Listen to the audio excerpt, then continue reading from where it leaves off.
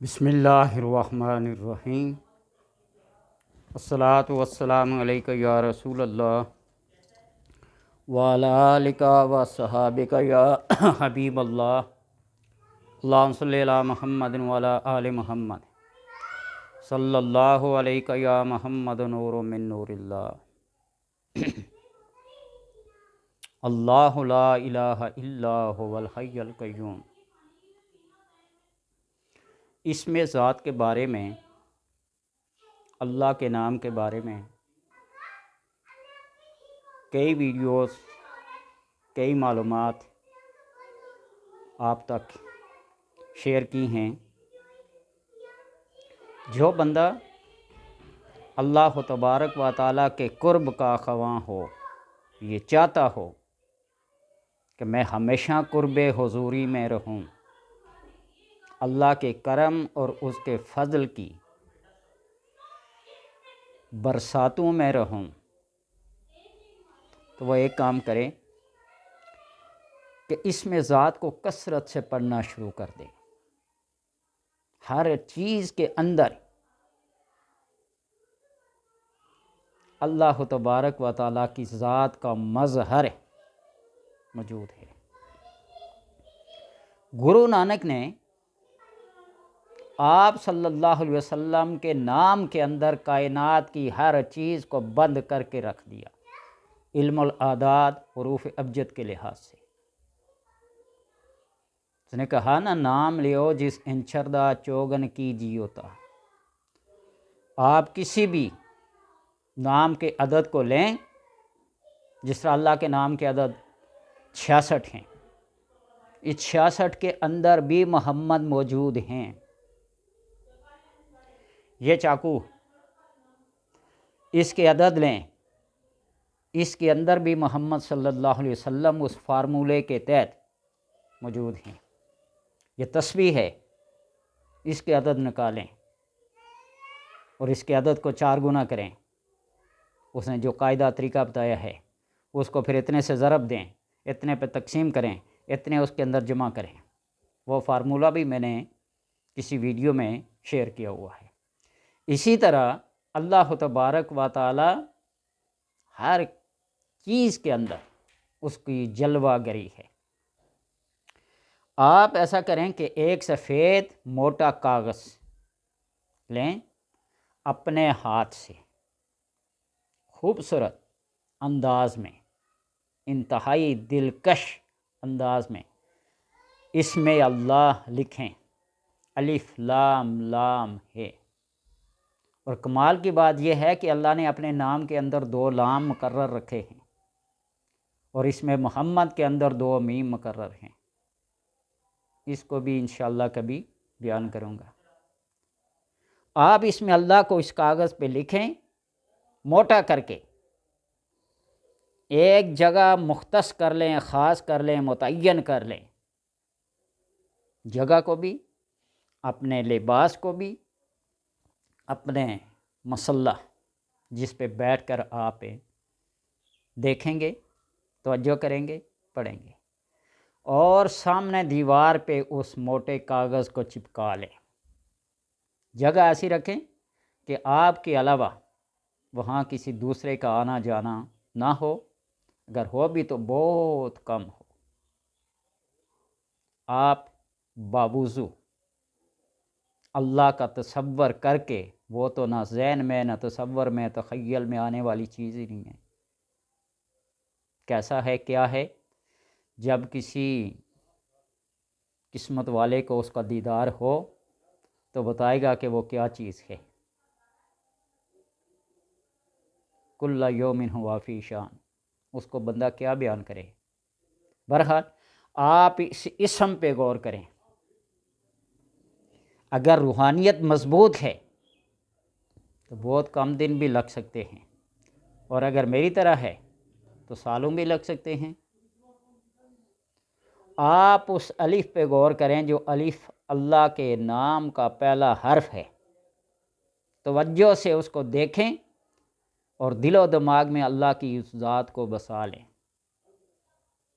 تصور کو، خیال کو۔ بندہ جب مجذوب بن جاتا ہے نا، اس کے خیالوں میں گم ہو جاتا ہے اس کا کوئی ایک تجلی. یہ لفظ تجلی تسلی کی طرح تجلی نہیں ہے، تجلی ہے. فلما تجلی ربہ، تو کسی انسان پر پڑ جائے نا تو وہ اسی کے خیالوں میں گم ہو جاتا ہے. وہ جس طرح موسیٰ علیہ السلام کے دور کا بندہ تھا، کسی بھیڑ کو اپنے بازو میں لیے ہوئے اس کو ہاتھ پھیرتا رہا اور کہتا رہا، اے اللہ تو بھوکا ہوگا، میرے پاس ہوتا میں تجھے کھانا کھلاتا، تیرے کپڑے میلے کے چیلے ہوں گے میں تمہیں دھو کے دیتا، تمہیں جوئیں پڑی ہوں گی میں ان کو نکالتا. کیا تصور ہے، کیا خیال ہے. محبت کا بھی ایک انداز ہے. موسیٰ علیہ السلام پاس سے گزرے ہوئے، پاگل کیا کر رہا ہے. کوئی اللہ ایسے جسم کے اندر کوئی جسم ہے؟ وہ خیالوں سے، تصوروں سے، تخیلات سے ماورا الورا ہے. ہر بندے کا اللہ کے ساتھ اپنا ایک تعلق ہے، اپنا ایک قرب ہے. نبی ہے تو اس کا اپنا ہے، ولی ہے تو اس کا اپنا ہے، ایک عام بندہ ہے تو اس کا اپنا ہے. اور اسی لیے آپ صلی اللہ علیہ وسلم نے فرمایا نا، میں اپنے رب کے پاس کچھ ایسا خاص وقت گزارتا ہوں، وہاں کسی نبی و مرسل کو بھی یہ جرت، یہ مجال نہیں ہے کہ وہاں پھر وہ مجھے کھلاتا ہے، مجھے پلاتا ہے. اور جب یوم وصال کے روزے ہوتے ہیں نا تو پھر کئی دنوں تک کھانا پینا بند. تو اس طرح ہر بندے کا اللہ کے ساتھ اپنا ایک تعلق ہے. شاید آپ کا تعلق مجھ سے مضبوط ہو، ایک عامی انسان کا تعلق ایک بہت بڑے بزرگ سے، بہت بڑے صاحب علم سے زیادہ ہے کیا ہو، پکا ہو. وہ جس طرح کو مولوی صاحب بیان کر رہے تھے نا، بسم اللہ الرحمن الرحیم پڑھ کر دریا پار کیا جاتا ہے، تو مولوی صاحب سے دریا خود پار نہیں ہوا. ایک بکریاں چرانے والے میں تو آندھی طوفان سیلاب میں بکریوں کو بھی اور اپنے آپ کو بھی دریا کے پار کر لیا. مولوی صاحب دیکھتے کہ دیکھتے رہ گئے. کئی بار سنا ہوگا، بے شک کتابوں میں موجود نہ ہو، لیکن یقین اور اعتقاد کو پختہ کرنے کے لیے بات مثالیں ایسی دی جاتی ہیں. تو لہٰذا آپ اس لفظ اللہ کے پہلے حرف الف کو دیکھتے رہیں، دیکھتے رہیں، دیکھتے رہیں. جب وہ گم ہو جائے، صرف للہ رہ جائے، تو آپ اپنے اندر یہ محسوس کرنا شروع کر دیں کہ ہاں کامیابی کی سیڑھیاں میں چڑھتا جا رہا ہوں، پہلی سیڑھی پہ میں نے قدم رکھ لیا. پھر پہلے لام پہ نظر کریں، وہ بھی جب گم ہو جائے، پیچھے رہ گیا لہو، تو دوسرے لام کے اوپر توجہ کریں، وہ بھی جب گم ہو جائے تو پیچھے رہ جائے گا ایک ہے، رہ جائے گی ہو. اللہ ہو، وہی ذات ہے. آپ اس ہے کے اوپر نظر کریں، اور چند دنوں بعد، ہفتوں بعد، مہینوں بعد، سالوں بعد جب وہ ہے بھی گم ہو جائے تو گویا کہ آپ نے اپنے آپ کو اللہ کے اندر گم کر دیا، آپ فنا فی اللہ ہو گئے. اور اللہ کے نام کی یہ خاصیت ہے کہ اس کا پہلا حرف الف ہٹا دیا جائے، للہ بنتا ہے، للہ ما فی السماوات و ما فی الارض. پہلے لام کو بھی ہٹا دیا جائے تو لہو بنتا ہے، لہو ما فی السماوات و ما فی الارض. اور دوسرے لام کو بھی ہٹا دیا جائے تو ہو بن جاتا ہے، اللہ لا الہ الا ہو، کوئی معبود نہیں مگر وہی برحق. تو اس طرح اس عمل کو مکمل کریں. آپ کی ساری زندگی بھی اس عمل کو حاصل کرنے کے لیے چلی جائے تو آپ یہ سمجھیں کہ کسی اعلیٰ سے اعلیٰ، عرفہ سے عرفہ ہستی کے ساتھ میرا تعلق جڑ گیا یا جڑ رہا ہے. لوگ اپنے تعلقات کو بڑی بلند و بالا خاندانوں کے ساتھ جوڑنے کی کوشش کرتے ہیں اور جڑتے ہیں نا، تو پھر اگر کسی بلند و بالا کے ساتھ اپنے تعلق کو جوڑنا ہی ہے تو اللہ سے اعلیٰ اور عرفہ کوئی نہیں. پھر اپنی ساری توجہات، اپنے سارے تخیلات، اپنے سارے تصورات، اپنی ساری حاجات صرف اس ذات کی طرف. اگر اس عمل میں، اس خاص وظیفے میں اگر کوئی بندہ کامیاب ہو جاتا ہے تو وہ اپنے آپ کو فنا فی اللہ سمجھے. 3 مقام ہیں: فنا فی المرشد، جو آپ کا مرشد ہے، جو آپ کا راہبر ہے، جو آپ کا استاد ہے، جو آپ کا پیر ہے، اس کے تصور میں گم ہو جائیں. وہ آپ کو رسول اللہ صلی اللہ علیہ وسلم کے در تک پہنچائے گا.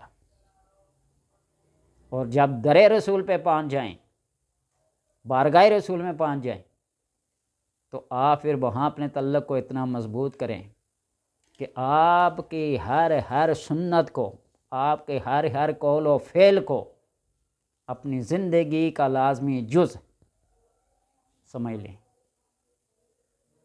اس مقام پہ جب پہنچے گئے فنا فی الرسول ہوں گے. اور جب فنا فی الرسول ہو گئے تو آخری سٹیج رہ جائے گا فنا فی اللہ. جب احکامات شریعت کی پاسداری اور تابع داری آپ نے کر لی اور رسول اللہ صلی اللہ علیہ وسلم کی شریعت کی ہر چیز کو تہ دل سے تسلیم کر لیا، بغیر کسی چرا کے، کسی اعتراض کے. جس طرح آج کل لوگ اعتراض کریں، وہ میلاد کہاں ثابت ہے جی، وہ جی معراج کہاں ہوئی ہے جی، جسمانی تھوڑی ہے، روحانی ہوئی ہے جی، فلاں سی ہے.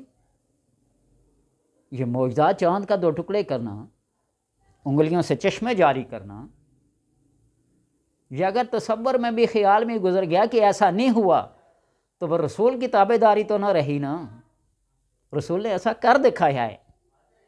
اقتربات الساعۃ وانشق القمر. یہ احادیث کا جو ذخیرہ ہمارے پاس موجود ہوتا ہے نا، یہ کوئی ایسے ویسے ایرے گہرے نتھو خیرے لوگوں نے جمع نہیں کیا ہے.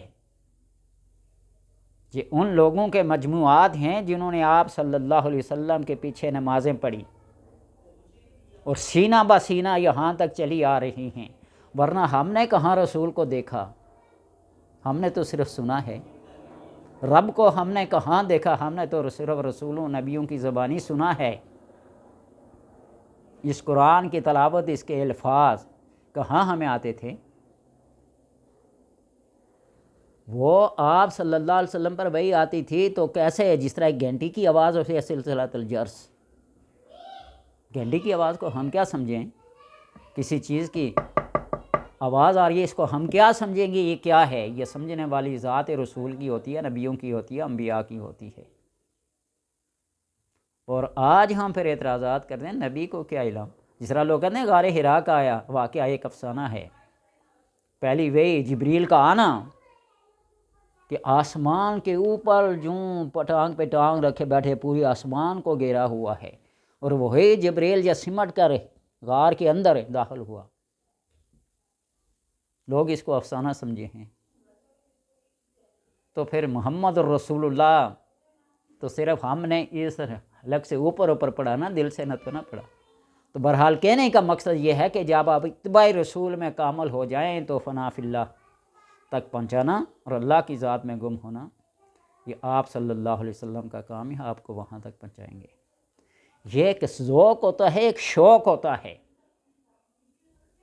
اپنے ذوق اور شوق کے گھوڑے کی سواری پہ چڑھ کر بندہ اپنے ٹارگٹ کو اچیو کرتا ہے. تو جب تک اپنے مرشد، اپنے استاد، اپنا رہبر کی کامل تابع داری نہیں ہوگی، اس وقت تک آپ در رسول، بارگاہ رسول تک نہیں. راستہ دکھانے والے یہ کامل رہبر لوگ ہیں. اور جب در رسول پہ، بارگاہ رسول پہ پہنچ گئے تو اللہ تبارک و تعالیٰ کی بارگاہ تک پہنچانا رسول کا کام ہے، جس کا تعلق ہے اللہ کے ساتھ بھی، مخلوق کے ساتھ بھی.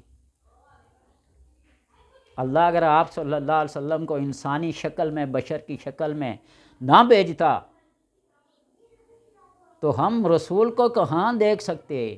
جس طرح فرشتوں کو نہیں سکتے، اللہ کو نہیں دیکھ سکتے. اللہ تبارک و تعالیٰ نے اپنے رسول کے اندر وہ کمال رکھا ہے کہ اعلیٰ سے اعلیٰ ذات کے ساتھ بھی تعلق ہے اور ہم جیسے گھٹیا لوگوں کے ساتھ بھی ہے، جن کے وسیلے سے ہم بارگاہ خداوندی میں پہنچتے ہیں۔ تو لہٰذا آپ اس عمل کو کریں، موٹے کاغذ پہ، سفید کاغذ پہ لفظ اللہ، اسم اللہ لکھیں، اور باوضو پاکیزہ حالت میں یہ سمجھیں کہ کعبے کا طواف کرنے کے لیے جس طرح بندہ اہتمام کرتا ہے نا، وضو، غسل، احرام پہنتا ہے، اس سے بھی زیادہ آپ اس نام کو دیکھیے۔ الف کو اگر آپ نے ہضم کر لیا تو آپ یہ سمجھیں کہ آپ نے کائنات کے 4 حصوں میں سے ایک حصے کو کیا کر لیا، پھر لام کو، پھر دوسرے لام کو، پھر ایک کو۔ زندگی میں ایک دفعہ ضرور تجربہ کر کے دیکھیے، کامیاب ہوں یا نہ ہوں، لیکن آپ نے ایک اچھے کام کے لیے، ایک اعلیٰ ذات کے ساتھ تعلق کو پیدا کرنے کے لیے کوشش تو کی ہے۔ اور جس طرح 5ویں پارے میں ایک آیت نا ذہن سے نکل گئی، مفہوم اس کا یہ ہے کہ جو اللہ کے راستے میں چل پڑا، ہجرت، اور منزل مقصود تک پہنچا، نہ پہنچنے سے پہلے ہی اس کی موت ہوگی، قد وقع اجرہ علی اللہ، اس کا اجر اللہ پہ لازم ہو گیا، وہ دے آپ کو۔ اللہ تبارک و تعالیٰ سے دعا ہے کہ اللہ آپ کی اور ہماری اس کوشش کو اپنی بارگاہ خاص میں قبول فرمائے، اور اپنا وہ قرب خاص عطا کرے کہ کسی غیر کی طرف ہماری نظر، ہماری توجہ نہ جائے۔